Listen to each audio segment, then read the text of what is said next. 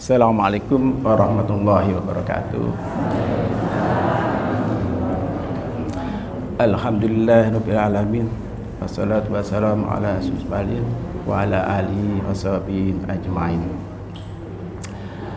Bapak-bapak dan ibu-ibu, pertama-tama marilah kita panjatkan puji syukur kehadirat Allah Subhanahu wa taala yang pada pagi hari ini mentakdirkan saya bertemu dengan Bapak Ibu dalam rangka kita bertukar pemikiran dalam rangka pengajian sinergik di Masjid Baitul Aqsa.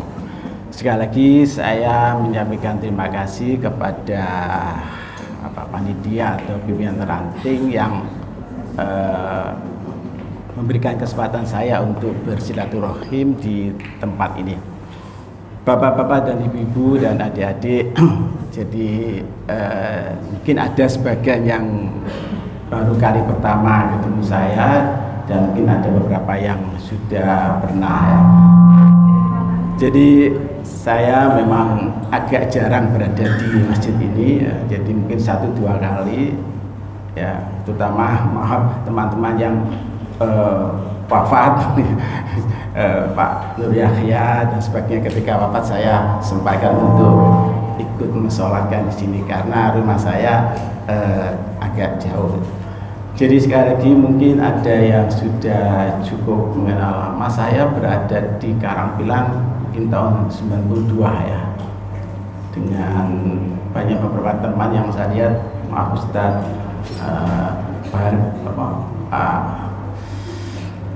Yazid itu kan beberapa waktu. Jadi alhamdulillah pada hari ini saya bisa berbagi pandangan, mudah-mudahan bermanfaat ya. Jadi beberapa tadi ketemu teman yang sudah lama gak ketemu ya. Jadi di ranting Kedurus memang saya tidak banyak beraktivitas, mungkin di Karangpilang ya, yang pada waktu itu saya mungkin jadi majelis dasmen ya. Pada waktu itu Piyung masih menjadi satu dari Karangpilang, sehingga SD 5, kemudian SMP dan SMA dulu berada di situ, kemudian sempat pindah ke Karangpilang. Itulah kira-kira sekilas dengan saya, dan saya kemarin dibilang, ayo Pak coba ngisi ya, cobalah walaupun saya bukan sebagai mubalek ya, tapi saya coba dengan kemampuan saya. Jadi saya tahu diri bahwa seperti dikatakan tadi, bidang saya adalah bidang kimia ya. Tapi saya juga ingin belajar gimana saya kimia itu kalau dikaitkan dengan agama itu bagus, tapi ilmu saya masih terbatas. Maka kali ini saya diskusi dengan panitia, apa kira-kira yang atas saya sampaikan. Kemudian saya mengangkat bagaimana kalau ini gitu ya. Jadi saya menawarkan, jadi bagaimana kalau pendidikan generasi Z sedang in-innya, saya coba untuk mungkin berbagi, kemungkinan ada manfaatnya bagi persyarikatan atau mungkin bagi orang tua dan generasi Z itu sendiri, dengan harapan kita bisa menghadapi kehidupan ini lebih baik. Bapak-bapak dan ibu-ibu dan saudara, jadi maaf nama saya tulis lengkap karena flyernya begitu ya, nanti saya tidak tulis lengkap kok beda ya. Sekali lagi kalau saya tidak ada masalah ditulis nama saja, panggil Cak Lut aja nggak apa-apa ya. Jadi ini kalau di kampus itu diwajibkan begitu karena formal, di pendidikan formal tentu harus lengkap. Sekali lagi Bapak dan Ibu, mudah-mudahan waktu yang disediakan akan bisa saya menyampaikan sesuatu yang mungkin bermanfaat untuk kita ini. Saya ingin mengangkat bahwa pendidikan itu sesuatu yang menjadi kebutuhan manusia. Kalau kita lihat bayi baru lahir, maka dia melalui proses pendidikan, apakah itu dalam arti yang sempit maupun jadi yang luas.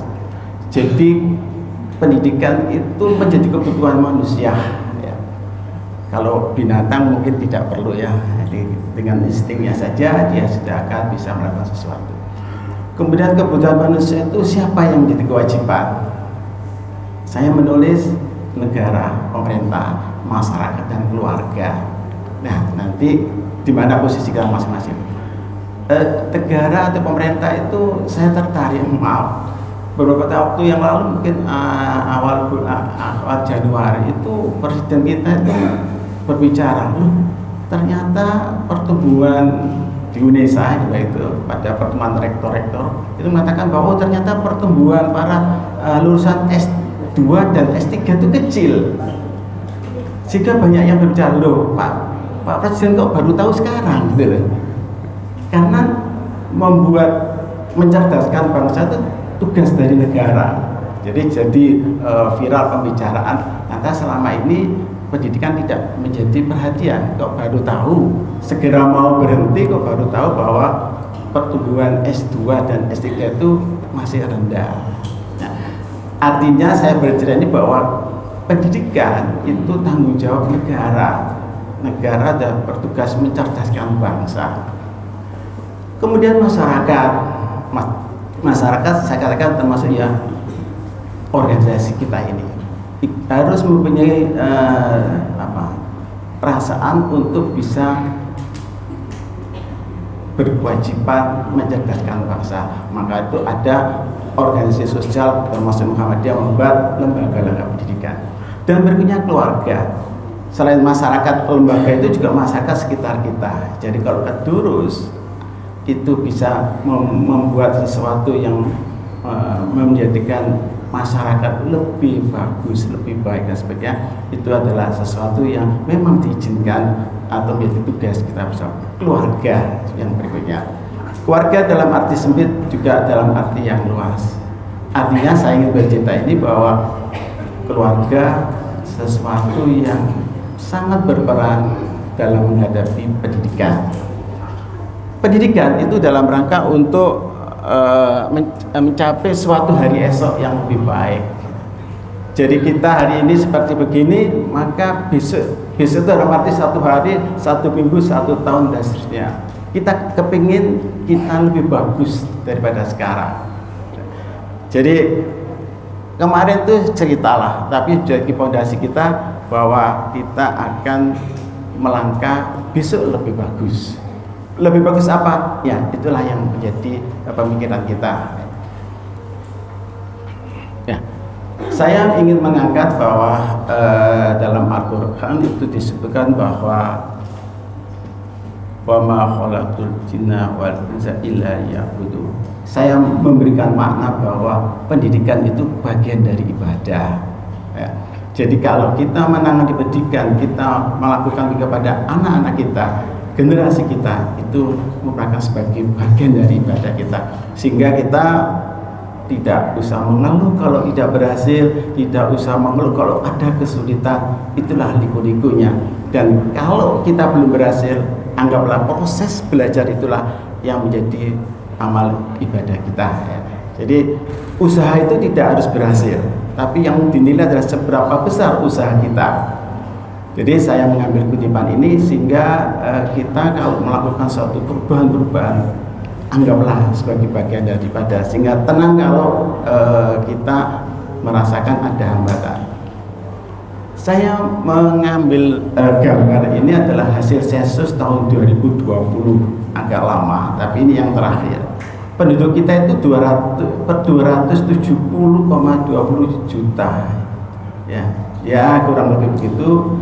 Nah, yang menarik itu di sini. Ternyata kalau kita menurut baca itu bahwa jumlah laki dan perempuan itu tidak jauh beda, gitu. Tapi kalau dalam pengajian kok banyak ibu-ibunya tuh. Nah, saya khawatir apakah jumlah perempuannya lebih banyak. Kalau ini enggak, 102 itu maka 100-nya itu perbandingan itu perempuan. Tapi kalau kita lihat di sekolahan atau apa itu kok kecenderungannya banyak perempuannya, ya. Jadi itu yang diantara saya baca. Kemudian dari data ini, sekali lagi saya berbicara data, beberapa ahli membagi penduduk itu menjadi beberapa nama ya. Yang saya beri tanda merah hitam ini yang mari menjadi pembicaraan kita. Kenapa? Karena ini lebih banyak daripada yang lain, yaitu 27, sekian persen dibandingkan yang gen itu adalah generasi itu 10%. Kemudian milenial itu 25%. Gen X 21, dan baby boomer ada 11, sekian persen. Jadi di sini memberikan gambaran kenapa kok diramekan gen. Kalau Pak Mukti Gen Z gitu ya. Waktu ada di Bima Wilayah bukan generasi Z tapi Gen Z angkat generasinya. Jadi artinya ini menjadi pembicaraan kita. Kalau tidak salah dia itu umurnya apa? Kalau kelahiran 97 berarti dia sekarang umur 27-an gitu ya. Sampai dia kelahiran tahun 2012 berarti umur 11. Ini yang disebut generasi Z. Kenapa kok Z kok tidak yang lainnya? Nah, ada orang yang berpendapat oke lah tidak apa-apa diberi nama. Yang berikutnya generasi milenial. Kemudian generasi X dan nah inilah yang kali ini kita kupas sejenak. Mungkin kita akan mendapatkan gambaran apa yang karakteristik dan apa yang perlu kita siapkan. Ini gambar-gambar ini sekali lagi saya hanya mengambil dari hasil sensus dan mudah-mudahan benar. Dan penduduk kita Indonesia itu 270 juta. Naik turun dan itu naik beberapa dibanding 10 tahun berikutnya. Jadi hasil yang lalu itu ada kenaikan Indonesia, ini kenaikannya ada kenaikan 32 juta dari sensus sebelumnya ya. Tidak tahu kalau kita lihat perkembangan ini, saya lihat juga beberapa masalah jumlah penduduk ini juga bisa menjadi planning kita, apakah dalam pendidikan ya. Jadi beberapa sekolah di Surabaya itu SD itu mengalami kekurangan peserta didik. Artinya apakah karena warga berencana berhasil ternyata ya. Dan beberapa daerah yang kemudian saya dapat informasi di daerah Jawa maupun luar Jawa itu juga ada yang satu kelas SD itu cuma 9 orang. Saya hanya kelakar apakah ini karena keluarga berencana berhasil atau banyak sekolah yang dibuka. Ini awal pertimbangan. Jadi saya mendapat data kaitannya dengan jumlah peserta didik itu tidak hanya di Jawa. Jadi beberapa yang kebetulan saya itu mengisi mahasiswa PPG yang ada di Indonesia. Dia mengeluh, Pak, murid kami itu mengalami kesulitan. Apakah karena generasinya atau memang ada faktor yang perlu kita pertimbangkan. Baik Bapak Ibu dan saya nungkan. Nah sekarang yang menarik tadi bahwa sensus 2020 itu memperlihatkan Gen Z atau generasi Z itu paling besar. Dia usianya adalah tadi katakan kelahiran 2012 berarti umur 12 atau 11 sampai umur 27. Jadi artinya bahwa memang itu potensi dia untuk beraktivitas dan itu mayoritas. Saya teringat bahwa waktu saya ikut IPM dulu seringkali pemakalan mengatakan siapa yang menguasai generasi muda dia yang akan menguasai masa depan bangsa. Maka saya ingatkan kembali, siapa yang saat ini menguasai pemuda, remaja, maka ke depan akan menguasai bangsa. Oleh karena itu, mari generasi muda yang saat ini ada di tengah kita perlakukan, kita desain untuk bisa menjadi generasi yang akan datang yang kita harapkan. Ya. Jadi kalau kita ingat zaman reformasi itu sempat air susu untuk bayi itu mahal sekali ya. Tahun 97-98 saya pada waktu punya anak 3 balita, pupuk susu itu naik sekali, maka diperkirakan generasi itu akan mengalami perkembangan yang berbeda. Ya, mudah-mudahan tidak terlalu berdampak. Ya, itu dianalisis. Jadi kelahiran yang 95, 90 sampai kan titik utamanya kan pada waktu Presiden Soeharto lengser, yang dasar itu dolar harganya begitu naik sehingga kebutuhan untuk balita itu tidak terjangkau, bahkan kadang-kadang memberikan minum susu diganti yang lain. Ya.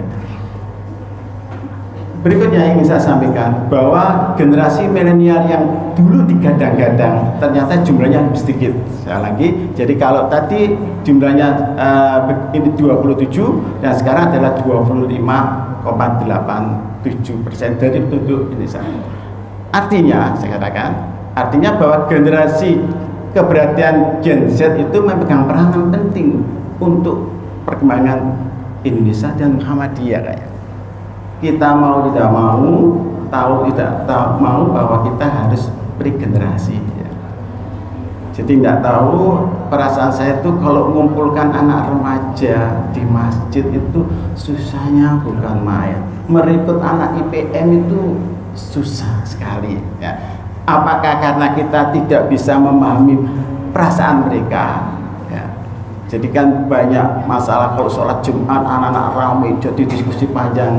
Saya katakan ya kita dulu juga pernah kecil ya. Dan kalau ramai selama tidak sampai kurang ajar itu saya pikir nakal itu biasalah anak-anak. Jadi itu yang menjadi pikiran kita. Dan ke depan ya, perlu kita saya ingin mengatakan bahwa bagaimana generasi Z ini menjadi bawasan kita, bahwa kita kalau berhadapan dengan mereka maka kita paham dan apa yang harus kita lakukan. Jadi sekali lagi saya katakan bahwa jangan sampai kita suatu saat kehilangan kader ya. Jangan sampai kita tidak mau dengan anak muda ya. Bukan tidak ada anak muda, tapi kita tidak mau dengan anak. Kita bimbing ke depan, cepat atau lambat kita akan mewariskan itu ya. Jadi kalau saya betul ingat kalau teman-teman saya yang di Keduru sekarang bilang saling bertahap dipanggil oleh Allah, itu kan mengingatkan dulu saya bisa bertemu dengan ini dan sebagainya ya. Jadi saya kebetulan ketemu Pak Agus yang dulu kepala SMP Muhammadiyah Klaten. Oh iya ya, itu Pak sudah ini tidak ada dan sebagainya ya. Ya. Bapak dan Ibu, berikutnya jadi saya masuk pada bahwa menurut beberapa catatan saya, Gen Z, generasi Z itu memiliki sifat dan karakteristik yang sangat berbeda dengan generasi sebelumnya. Yang tidak kalah penting adalah dunia kita berbeda. Ya. Kita kadang-kalanya berdampingan, tapi yang diajak bicara bukan sebelahnya, tapi di dunia luar. Itu fakta yang kita hadapi. Karakteristik ada beberapa yang tercatat bahwa masyarakat Gen Z itu, generasi Z itu memiliki format yang audiovisual. Dia kalau bentuk yang konkret yang tidak menjadi hal yang diinginkan. HP itu menjadi pegangan mereka. Ya. Saya ulang lagi bahwa mereka menyukai format audiovisual. Kemudian bawahnya dia bergantung pada teknologi. Guyonnya itu kalau dia pergi HP-nya ketinggalan itu lebih merasa berat dibandingkan dompetnya ketinggalan. Nah, karena kalau dompetnya ketinggalan bisa di HP kirim gosen bisa mengantarkan dompetnya. Tapi kalau HP-nya ketinggalan dengan dompet dia tidak bisa mengantarkan HP-nya. Begitulah generasi yang saat ini ada. Jadi kita pasti kalau berangkat HP-nya nggak ketinggalan dan sebagainya baru kita berangkat. Kadang-kadang kuncinya ketinggalan hal yang biasa, tapi HP tidak akan tertinggal. Berikutnya mudah memahami yang contoh konkret ya. Padahal kalau anak usia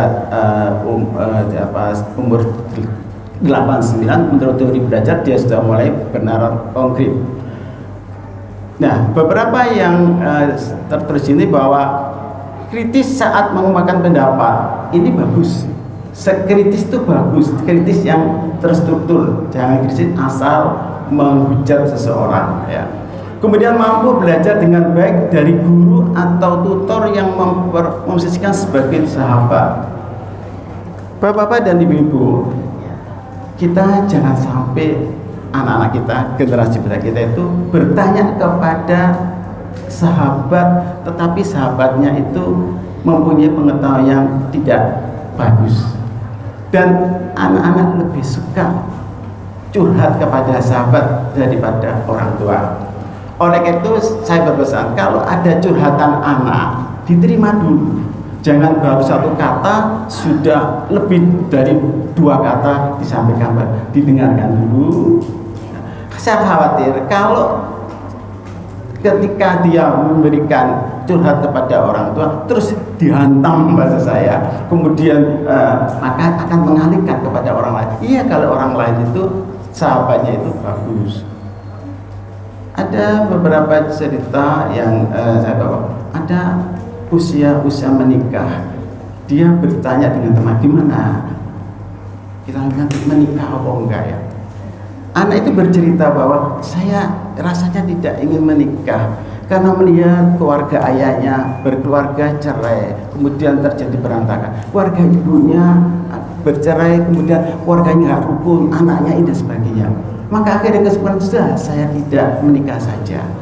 Nah, ini kan suatu contoh yang dia melihat fakta, tidak melihat bahwa nikah itu suatu anjuran, ya, jadi suatu ibadah, sehingga kita apapun terjadi kalau itu memang anjuran, kita akan laksanakan. Ada cerita lagi bahwa suatu keluarga punya pembantu bagus-bagus saja. Pembantu itu tahu-tahu ambil pada majikannya, Pak, saya mau berhenti bekerja. Kenapa? Saya mau menikah.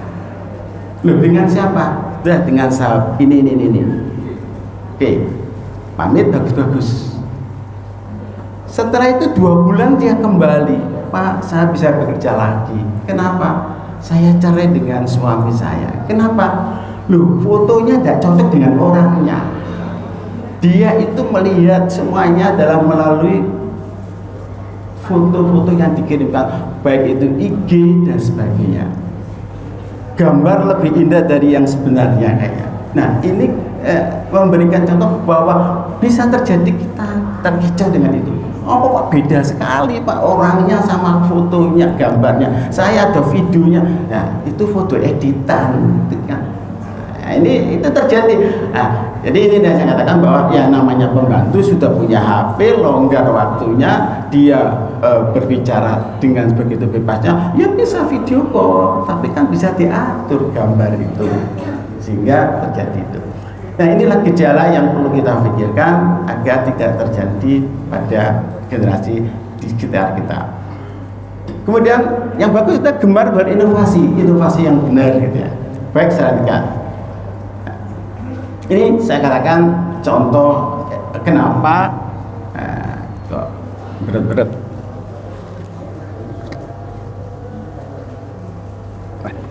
Yang saya gambarkan di sebelah itu, kenapa kok namanya Z? Sebelumnya itu Y, kemudian X. Nah, kalau generasi berikutnya dikatakan generasi alfa, yaitu hanya nama saja lah. Apa ada maknanya? Saya pikir bisa-bisa terjadi. Saya mungkin kesenggol saya. Jadi yang sebelah ini saya menggambarkan kenapa kok namanya Z, sebelumnya namanya Y dan seterusnya. Jadi inilah nama dia ada masa. Tapi kan kita kalau ngomong generasi Z, oh ya keren gitu ya, generasi Z keren dan sebagainya. Karakteristik yang saya peroleh beberapa informasi antara lain ini antara lain. Ya. Sebentar ke keliru.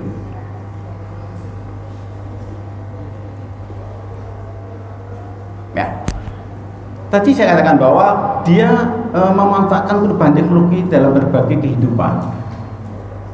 Sekarang kalau pesan makanan tidak perlu kita datang, ya. Kita beli apa-apa sudah dengan pesan bisa nyampe. Walaupun ketidakpuasan itu hal yang biasa. Jadi artinya bahwa seringkali kita berhadapan dengan kenyataan bahwa anak-anak kita akan berhadapan dengan teknologi yang begitu. Bahkan lebih lama-lama dia senang di laptop atau di HP. Apakah kita melarang HP sama laptop? Kayaknya tidak boleh, tidak bisa. Kalau kita melarang, dia akan ketinggalan. Yang baik adalah bagaimana kita mengendalikan bahwa laptop untuk mereka tetap kita berikan, tapi HP juga tidak pada batas tertentu. Oke. Saya dapat cerita, ada anak kecil yang umurnya 2-3,5 tahun, dia tenang kalau diberi HP disetelkan YouTube. Tapi kalau sekarang ada bangunan, puzzle, dia tidak menarik.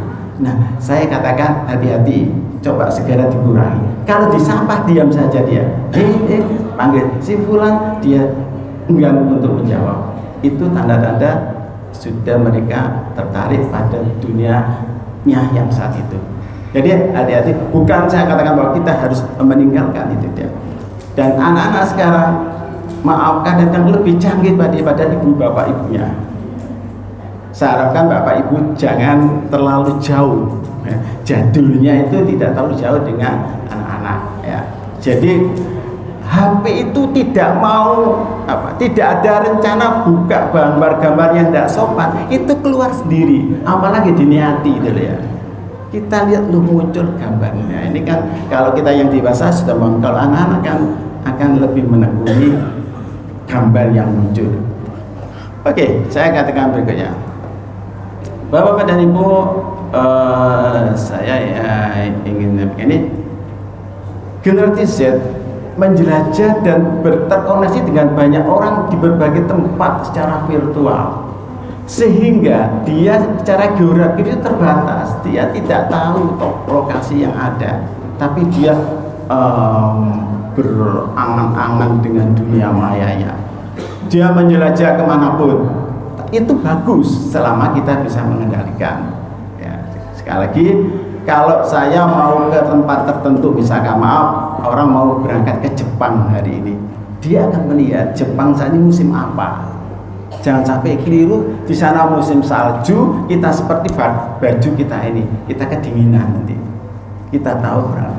Kita mau umroh di sana suhunya berapa, bagian-bagiannya kita siapkan ke sana. Itu bagus, ya. Nah, tapi kalau kita terlalu mengandalkan virtual, sehingga kita kadang-kadang tidak tahu geografis yang sebenarnya. Ya, kita pesan apa dan sebenarnya online, oke lah, ya. Termasuk saya di kontak panitia ini online juga, ya. Ya, tapi sudahlah, tidak apa-apa. Itu alat komunikasi yang ada. Kemudian keterbukaan generasi dengan menerima berbagai pandangan dan pola pikir ini yang kadang-kadang dia terlalu terbuka, pada batas mana dia kesulitan, ya. Jadi dia ada pandangan itu. Dan sekarang Bapak Ibu, kalau anak-anak itu membuat misalkan flyer itu bagus untuk kita. Tapi kalau bertanya sesuatu kepada Google, ada jawaban. Tapi jawaban itu cocok apa enggak? Apalagi chat GPT, Ibu tanya apa itu akan dijawab. Cuma apakah misalkan doa masuk kamar mandi muncul, tapi apakah doa itu sesuai dengan kalau kita tarjih, atau bagaimana cara sholat zuhur berjamaah muncul, tapi apakah itu nah inilah yang menjadi tantangan kita. Dan generasi kita itu kadang-kadang lebih percaya dengan itu dibanding dengan ikut pengajian kepada ustadz dan sebagainya. Baik. Nah, namun dampak generasi adalah menjadi sulit untuk mendefinisikan diri sendiri karena dia selalu berubah. Ada perubahan ini dia ikuti. Maka dia jadi diri saya itu, talenta saya itu apa sih? Bidang saya itu apa sih? Maka seringkali dia susah mendefinisikan. Saya itu memang bakatnya jadi apa? Apakah saya beragama itu sudah cocok? Itu begitu. Baik, berikutnya. Identitas diri yang seringkali berubah berdasarkan pada berbagai hal yang mempengaruhi mereka berpikir. Jadi sekali lagi, wawasan yang luas, perlu ada rambu-rambu atau mungkin kita beribadah bahwa itu cocok kita apa enggak. Jangan sampai sukanya pada selebriti.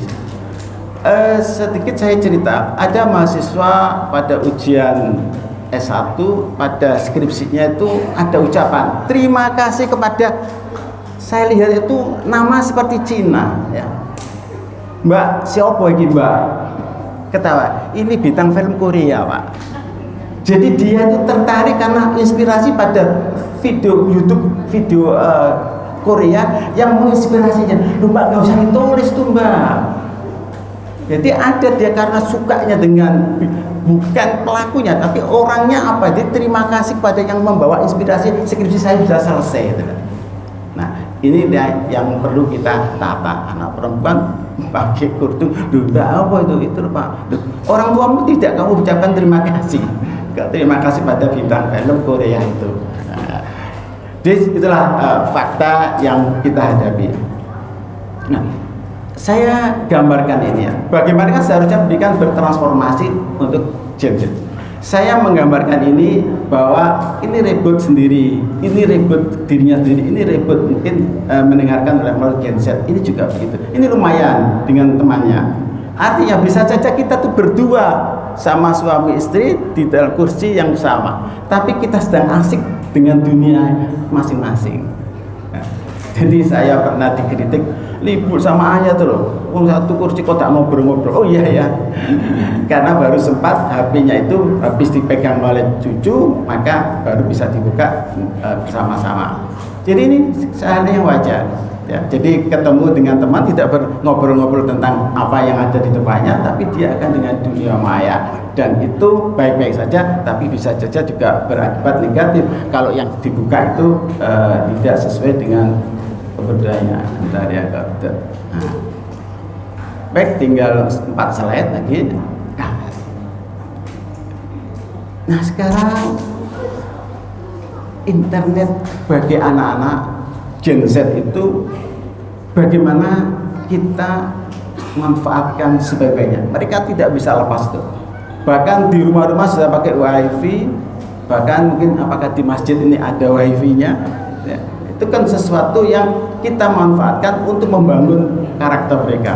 Lebih diarahkan kepada sumber informasi yang inspiratif dan meningkatkan keterampilan hidup. Jadi bagaimanakah HP itu berpotensi untuk kepentingan mereka. Jadi kita tidak bisa lepas ya HP pada dunia anaknya. Kita pun seperti itu. Kemudian EQ belajar yang bagaimana kita ciptakan, dia dapat self regulation. Dia dapat mengontrol diri kebutuhannya apa, terus dia mengkonstruksinya. Self regulation itu ya.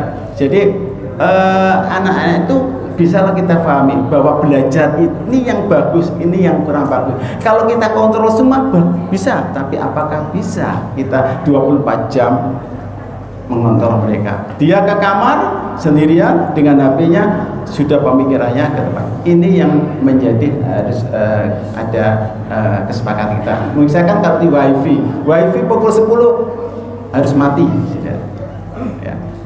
Itu salah satu yang bisa. Kemudian berikutnya adalah peluang, tantangan, dan hambatan yang mungkin kita lakukan. Oleh karena itu saya katakan, mari kita ubah cara mendidik anak-anak itu. Ya. Mendidik sudah mendidik dengan mengajar beda. Kalau mendidik itu kalau mengajar hanya mentransfer. Nah, kalau mendidik kita meneladani, memberikan contoh dan sebagainya. Baik, Bapak Ibu, Bapak-Ibu dan saudara, apa dampak negatif dari Gen Z yang punya karakter begitu? Menurut catatan yang saya peroleh, terlalu berambisi gitu ya. Dia ingin mencapai sesuatu kadang-kadang yang tidak melihat kondisi yang sebenarnya. Bahkan kalau gagal dia mengatakan bahwa orang lain yang salah. Suka hal yang instan ya. Jadi sing cepat dapat gitu ya. Tidak melalui proses tertentu ya. Karena misalkan kalau anak usia sekolah, usia kuliah, cari jawaban tuh di ChatGPT itu bisa ada.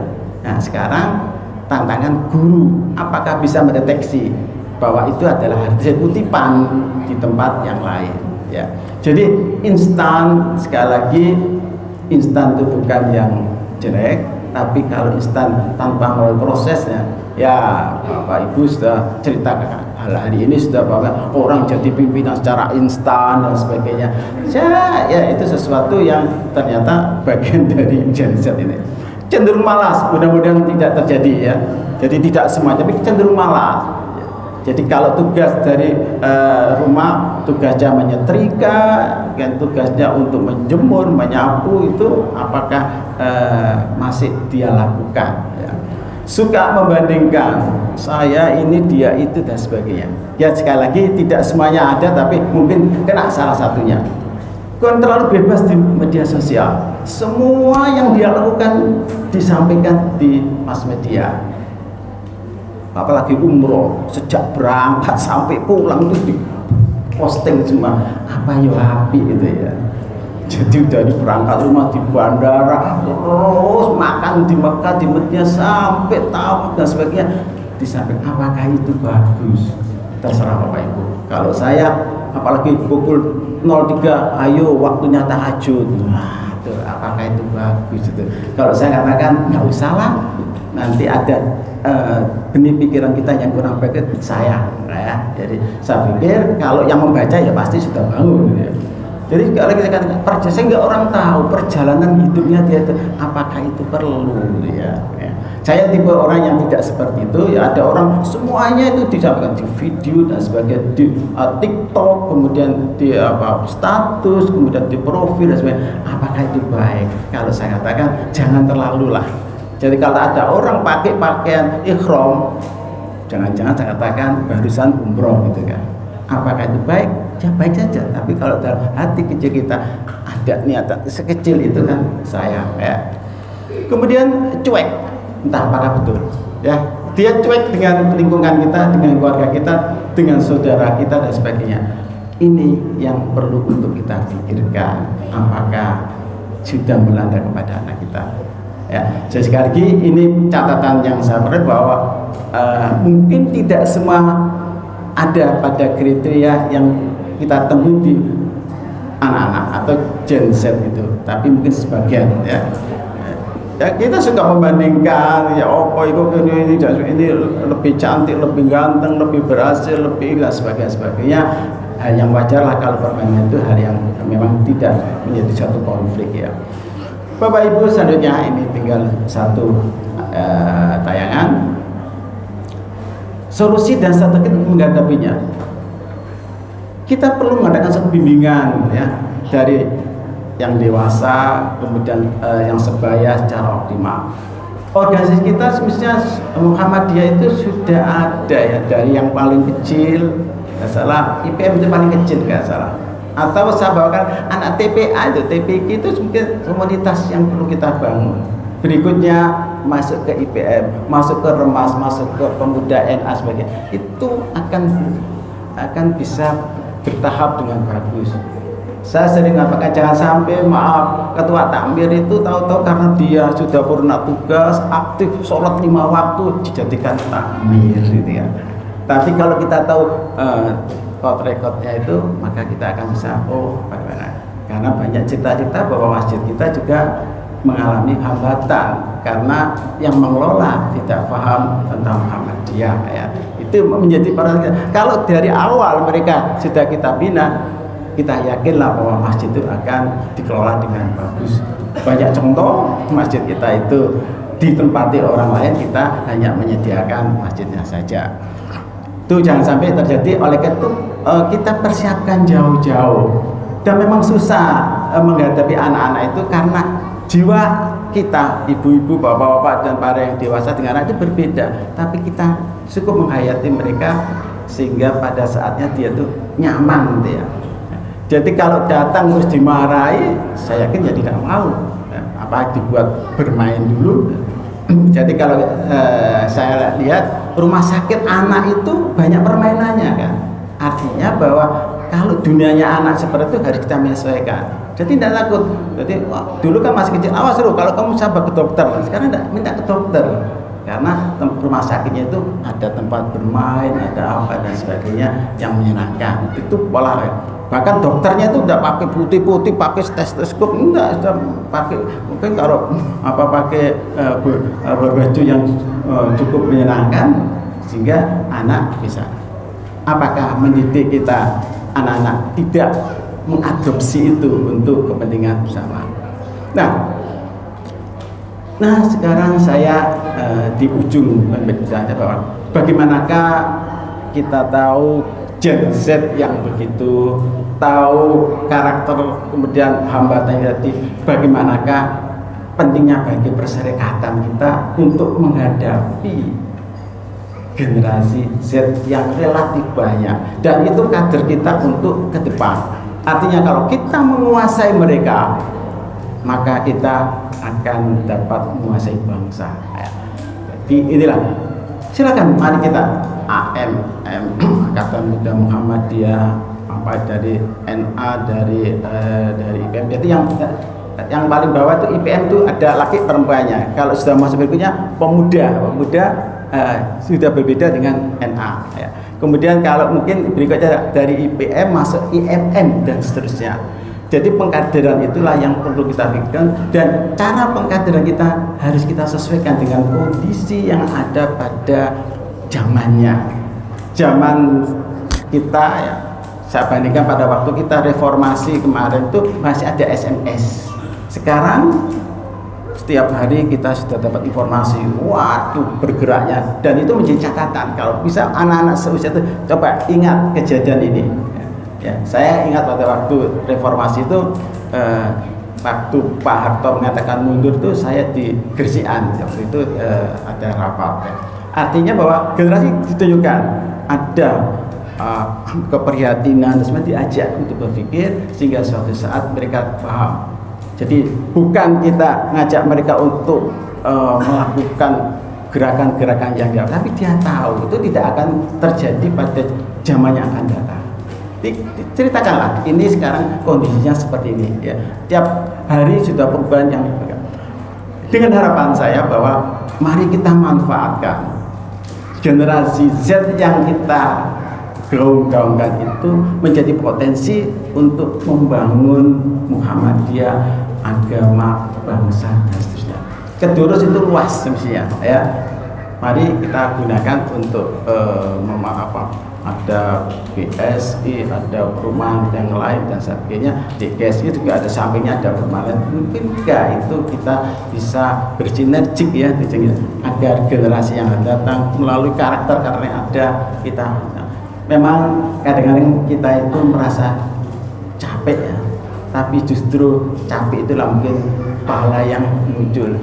Kalau langsung jadi instan, nanti kita mendidik berapa, sebagian TP kita ada berapa, kemudian suatu saat dia titik dan sebagainya.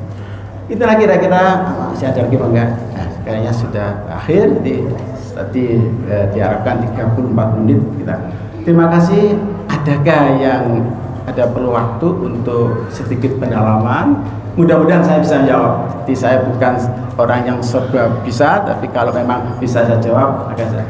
Silakan Ibu untuk menyampaikan apa yang Ibu ingin tanyakan.